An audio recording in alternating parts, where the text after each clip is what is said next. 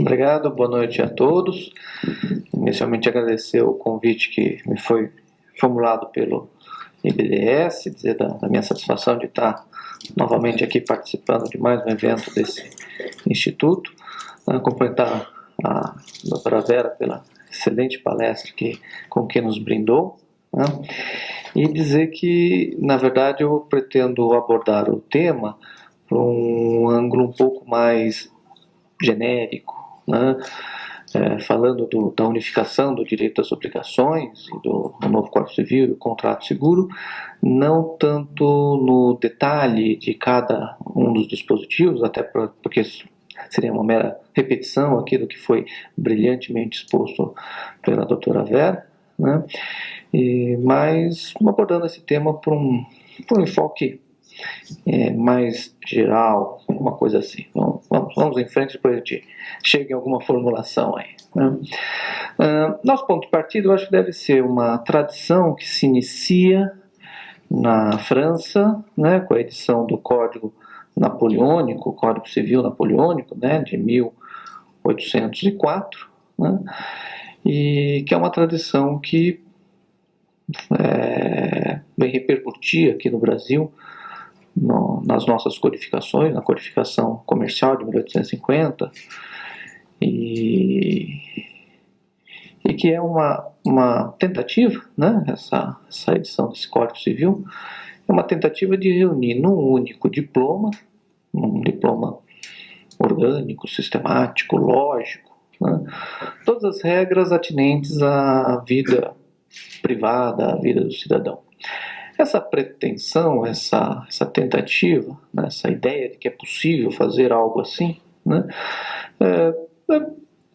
cai bem naquele momento em que a burguesia acabava de encerrar a sua revolução em França contra o feudalismo, né, e que precisava ter um novo modelo de organização de sociedade para expandi-lo pelo resto da Europa, enfim, né, pelo mundo. Então. Essa pretensão hoje é uma anacrônica, essa pretensão hoje não tem sentido, né? O Brasil, em pleno início do século XXI, editar um Código Civil é algo que, por si só, já se mostra inadequado, né?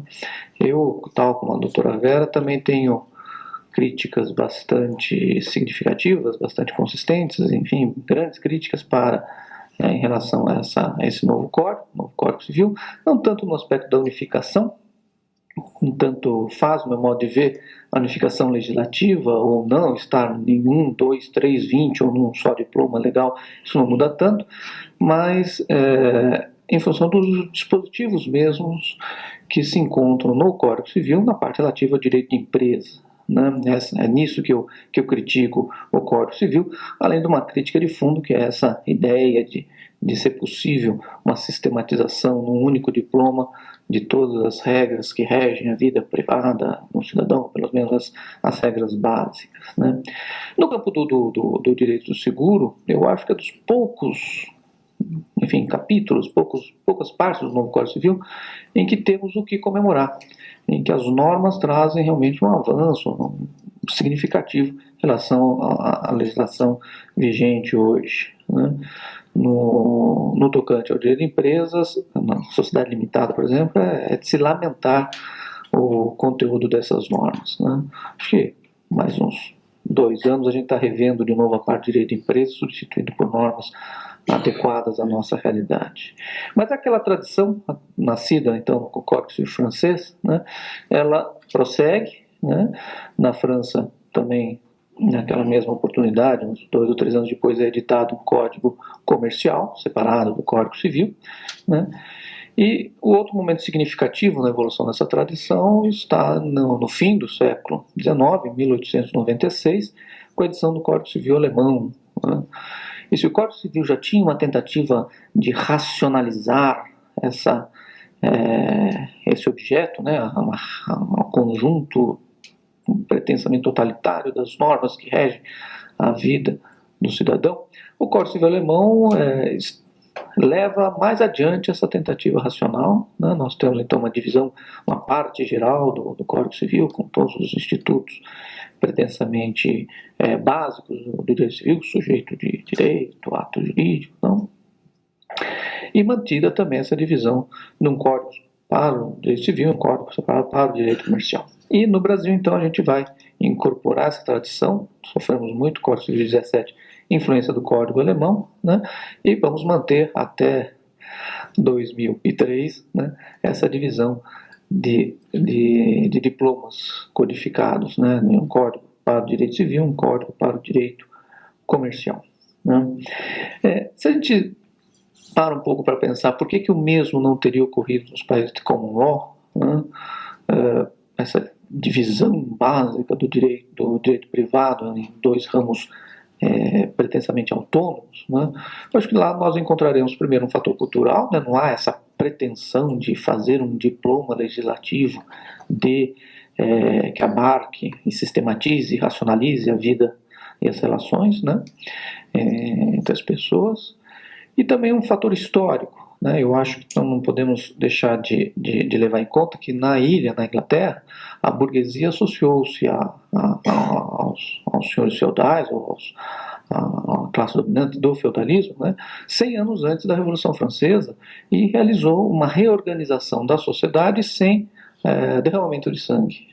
Isso se reflete no direito, na falta da necessidade, ou na inexistência dessa necessidade que se verifica no continente, de ter um projeto de reorganização da sociedade burguesa expresso nesse Código Civil.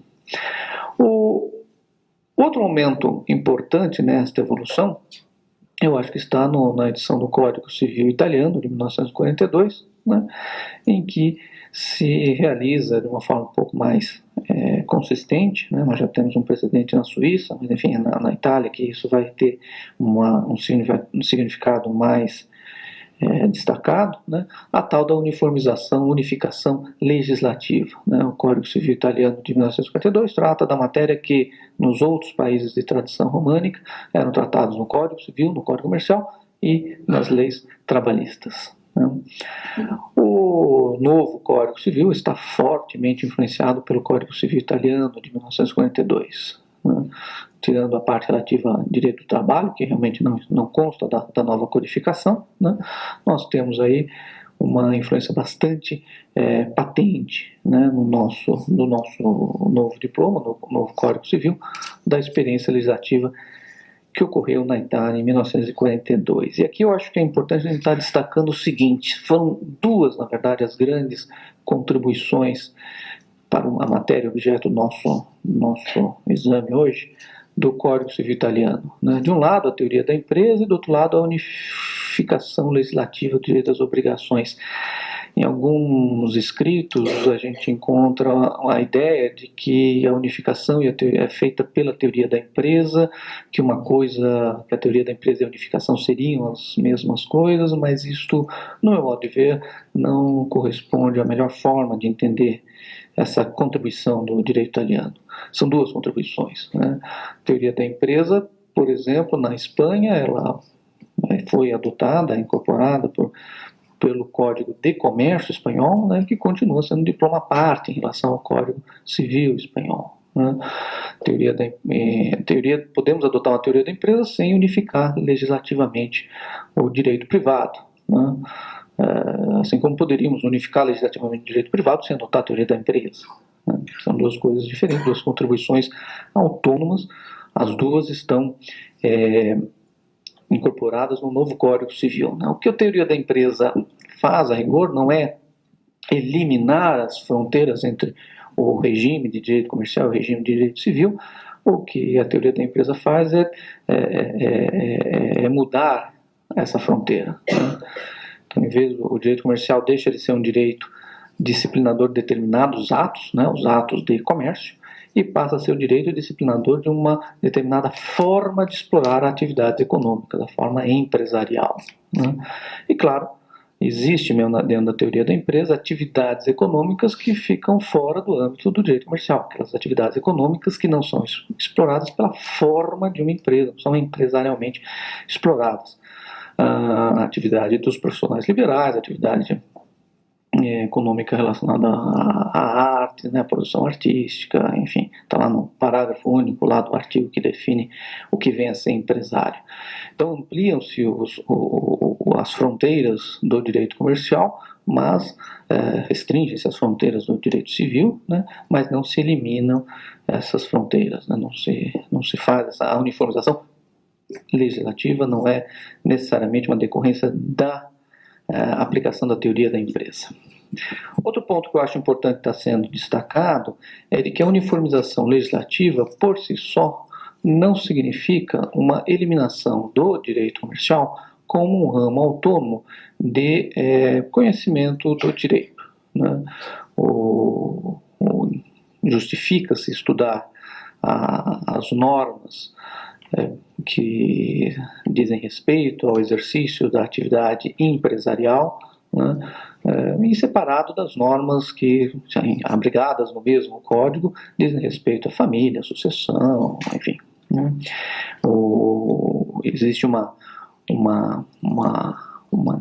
característica desse estudo, né, que é estar atento à realidade da empresa, estar disposto a fazer com que os interesses do empresário acabem prevalecendo, né, estar disposto a contribuir para que o empresário aumente os seus lucros, né, que é típico do estudo próprio do direito comercial, daquilo que a gente chama de direito comercial, direito empresarial. Né.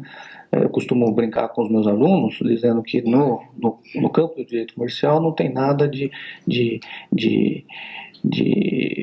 além do aspecto vil, né, que é de fazer com que o empresário ganhe dinheiro, de preferência mais dinheiro. Isso é que é a disposição que deve ter qualquer profissional que queira se dedicar a este ramo do direito.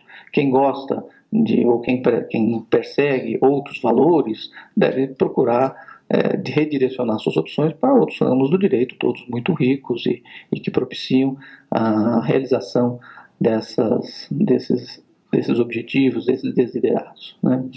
Então é uma autonomia, né, que eu diria uma autonomia acadêmica, uma autonomia profissional, não vou chamar autonomia científica, porque eu não acho que a doutrina seja uma ciência, a doutrina é uma tecnologia, né? Mas enfim, podemos usar a palavra acadêmica, profissional para dizer dessa autonomia que não está relacionada com a uniformização legislativa. Tanto faz ter um único código ou dois códigos, o estudo das normas que dizem respeito à atividade empresarial deve ser feito por quem está imbuído de determinados valores que não são os mesmos valores que informam o estudo de outros ramos do direito. E aqui eu não quero entrar nessa discussão, né? Mas aquilo que a gente costuma aprender na faculdade, a gente lê nos manuais, né, de que o direito é um só, de que os ramos do direito são apenas para o seu conhecimento didático, isto não é correto, isso não é verdadeiro. O direito não é um só. O direito é múltiplo, é variado. Os estudos de lógica jurídica demonstram que você só consegue dar unidade ao direito abstraindo totalmente o seu conteúdo. A unidade do direito é meramente uma unidade formal de estruturas lógicas em que se podem descrever as normas. Fora disso, você não chega a unidade nenhuma. E o que faz essa diversidade dos direitos, os direitos são muitos, né, são os valores próprios a cada ramo. Mas eu não quero entrar nessa discussão, eu só estou aqui mencionando para mostrar que não é o fato da uniformização legislativa, né, que nós vamos ter a extinção do direito comercial, a formação, a ampliação do direito civil. Né? Inclusive, se a gente se debruça sobre os currículos das universidades italianas, né, a gente vê que, embora o Código Civil italiano, lá com a uniformização legislativa, tenha já 60 anos, né, continuam lá os professores, continuam lá os estudantes, estudando direito comercial em separado de direito civil. Os livros são próprios de cada área. Né? Bom, deixa eu voltar para o tema, que eu já ia falar sobre uma reforma que houve nos currículos do ensino do direito, né? Veja, a gente entraria por um campo que certamente não é do interesse aqui do auditório, né? Vamos voltar lá então para o tema. Unificação legislativa, então, ela não significa um fim do direito comercial, ela não significa, isso eu quero quero acentuar de uma forma bem clara, não significa o fim de um regime próprio para o direito aplicável aos empresários, né? E aí então vamos falar desses regimes, né? Nós temos no direito brasileiro o direito privado dividido em dois regimes, civil e comercial, até o advento do Código de Defesa do Consumidor. E a divisão desses regimes era feita pela teoria dos atos de comércio. Com a introdução do Código de Defesa do Consumidor, o regime de direito privado passou a se dividir em três grandes zonas, né, não mais em duas. Nós tínhamos atos e contratos sujeitos ao Código Civil, atos e contratos sujeitos ao Código Comercial, atos e contratos sujeitos ao Código de Defesa do Consumidor. Então, os negócios de direito privado estão hoje sujeitos a um desses três regimes. Quando estão presentes na relação negocial um consumidor e um fornecedor, tal como definidos no Código de Defesa do Consumidor, aplica-se o regime de tutela do consumidor. Quando falta alguém que se enquadre na relação jurídica, que se enquadra no conceito de consumidor, são dois fornecedores, dois empresários, aplica-se o regime de direito comercial. E quando não existe nenhum empresário na relação jurídica, são dois consumidores, ou seja, dois não exercentes de atividade empresarial, aplica-se o regime do direito civil. Com o novo Código Civil, o que passa a acontecer? Nós voltaremos a ter dois regimes apenas. Tá? Não os mesmos dois anteriores ao Código de Defesa do Consumidor, mas, novamente, em vez de três regimes, voltamos a ter só dois. Um que eu vou chamar de cível, né? E outro que é o do Código de Defesa do Consumidor. O regime cível, eu diria, é o regime dos iguais, dos contratantes iguais. Ou dois empresários ou dois não empresários. Quando a relação jurídica se estabelece entre dois empresários ou dois não empresários, esta relação estará sujeita às regras do Código Civil, do novo Código Civil. E no Código de Defesa do Consumidor nós vamos ter será aplicadas as relações jurídicas entre desiguais, entre um empresário e um não empresário. Né? Quando os desiguais contratam, deve-se submeter essa contratação ao Código de Defesa do Consumidor. Inclusive, e aqui eu quero fazer um pequeno adendo, se esses desiguais são empresários. Né? O empresário, o regime próprio dele é o regime cível, mas se ele é um desigual perante o outro empresário com que ele contrata, ele é um microempresário pegando um empréstimo num banco, né? Pode-se aplicar o Código de Defesa do Consumidor de forma analógica em favor deste empresário. Né? Na verdade, o que vai nortear, no meu modo de ver, a aplicação do Código Civil ou do Código de Defesa do Consumidor é a natureza dos contratantes, em termos de eles estarem nas mesmas condições de acesso a informações, de disponibilização de serviços profissionais jurídicos, econômicos, tudo que os assessore para a celebração do contrato. Se eles têm iguais condições econômicas, iguais condições de acesso a serviços jurídicos, o Código Civil vai reger essa relação. Se não existe essa condição, é o Código de Defesa do Consumidor que vai reger esta relação. Né? E os contratos seguros? Aparentemente, não haveria nenhuma mudança, né, na questão do contrato seguro que se pudesse estabelecer em decorrência da unificação do direito das obrigações, unificação legislativa. Por quê? Porque a segunda parte do Código Comercial em que está disciplinado o contrato de seguro marítimo não é revogada. Né? E os outros contratos de seguro já estavam disciplinados no Código Civil de 17, então, aparentemente, não houve nenhuma mudança legislativa. Né? A tal da unificação legislativa do direito privado, aparentemente, ressalto novamente, não traria nenhuma consequência para o contrato seguro. Mas não é assim que a gente deve ver a questão. Isto porque o novo Código Civil traz, como foi bem destacado aqui pela doutora Vera, traz mudanças na disciplina deste contrato, mudanças significativas, fundamentais, importantíssimas, né, que devem prevalecer sobre as regras que forem incompatíveis com essas mudanças no Código Comercial. Destacando duas, que são as mais essenciais. O contrato, no Código Comercial, o contrato seguro marítimo, ele é definido lá no artigo 666 como sendo aleatório, como sendo um contrato solene, né? E isso muda radicalmente no novo Código Civil. Fica claro no novo Código Civil que o contrato social é comutativo, o contrato seguro é comutativo, que o contrato seguro é consensual, né?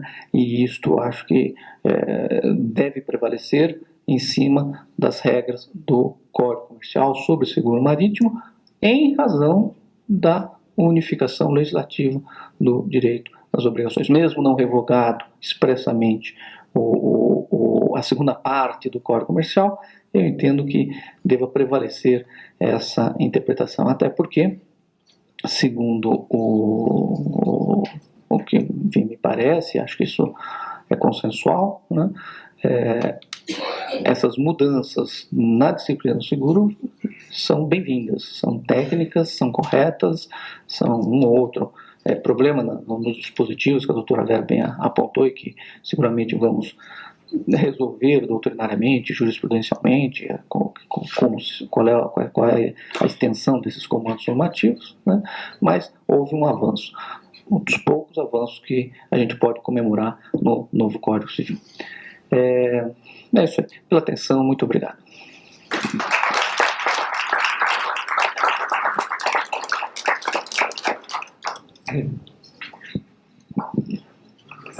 Bem, agradecemos a palestra do Dr. Fábio e vamos abrir então a nossa sessão de debates, perguntas, que eu repito novamente, pedimos que sejam feitos de forma escrita e pode ser entregue para os recepcionistas. A mesa está à disposição dos senhores. Ernesto, você gostaria de fazer alguma pergunta, você que chegou atrasado ao seu evento? Ele veio.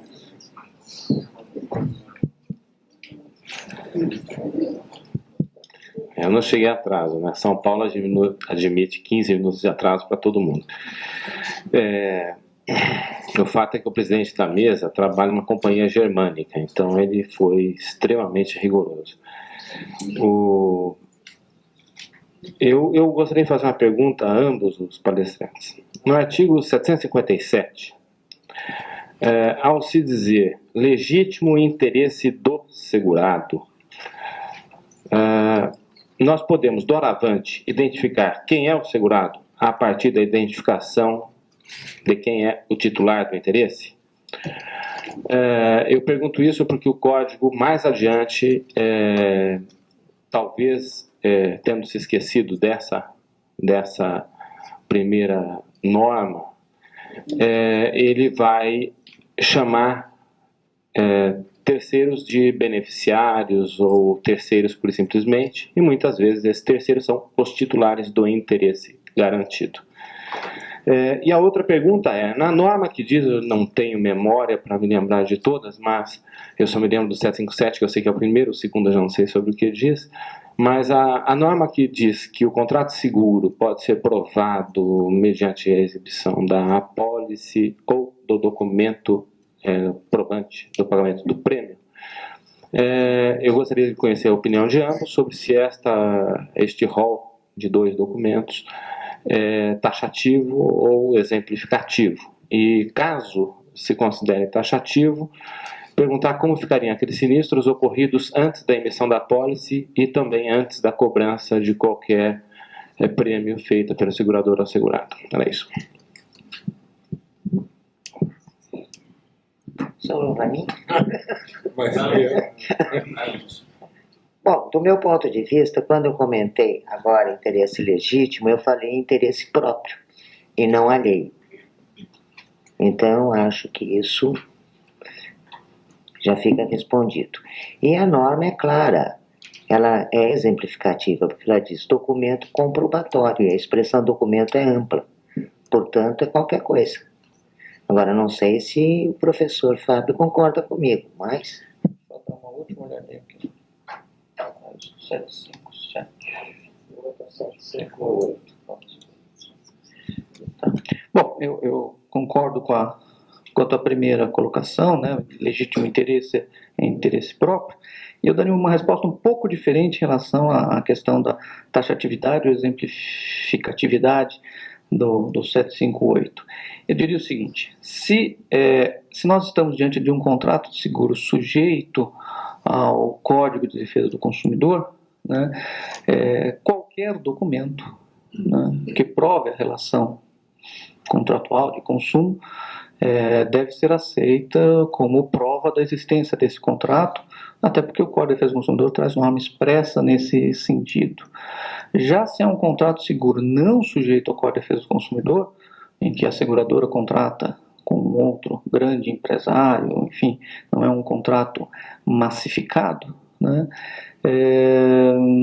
Aí eu tenho para mim que aplica-se aqui o regime civil exclusivamente e devemos interpretar esse 758 como sendo mais restritivo, ou seja, uma lista, né? Não é uma lista, mas enfim, uma indicação taxativa aí dos meios de prova do contrato seguro. Eu só tenho uma dúvida: nós poderíamos considerar o seguro como elemento do produto?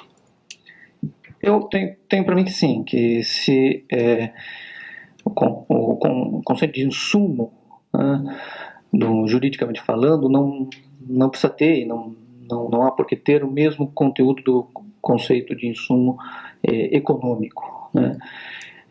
Mas o seguro é um dos insumos que o empresário adquire, né, para a exploração da sua atividade, né, e incorpora este valor, né, ao produto ou serviço que ele depois vende ao consumidor, né. Então ele não é o destinatário final desta garantia, né, que a seguradora passa a ter como obrigação depois da celebração do contrato. Então, neste caso, é um contrato em que não se aplica o Código de Defesa do Consumidor, né? Já quando, sei lá, o consumidor vai fazer um seguro para o automóvel dele, ele é o destinatário final da garantia oferecida pela seguradora. É assim que eu vejo a questão. Então, por exemplo, eu entenderia seguro obrigatório contra incêndios, etc. Tal como insumo. Depende, o seguro obrigatório do condomínio, enfim, das áreas comuns, tudo, não há porquê. Na área de empresa, sim, é insumo. Desculpa. Bom, você perguntou outra coisa. Não.